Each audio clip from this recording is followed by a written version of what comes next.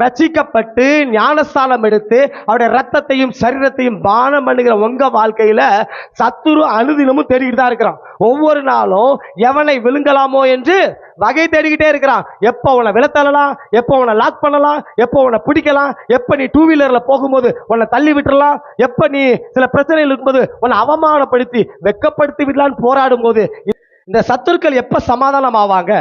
இந்த சத்துருக்களுடைய வாயிலிருந்து எப்ப நீ ஆசீர்வதிக்கப்பட்டவன் ஒரு வார்த்தை வரும் தெரியுமா? அதுக்கு சாலமோன் சொல்ற, ஒருவனுடைய வழிகள், எவன் ஒருத்தனுடைய வழி தேவனுக்கு பிரியமா இருக்குதோ, எவ்வளவு பெரிய சத்துருவா இருக்கட்டும், எவ்வளவு பெரிய ஆளா இருக்கட்டும், எவ்வளவு பெரிய பள்ளத்தை நோன்றவனா இருக்கட்டும், ஆனா இந்த வசனம் சொல்லுது, ஒருவனுடைய வழிகள் தேவனுக்கு பிரியமா இருந்ததுன்னா அவனுடைய சத்துருக்களை கர்த்தர் சமாதானமாகும்படி செய்வார். தாவீதோட வழி தேவனுக்கு பிரியமா இருந்ததாலதான் அவனுக்கு எதிராக இருந்த சத்ருவாகிய சவுலை கர்த்தர் அவனுக்கு சாதகமாக மாத்துறார்.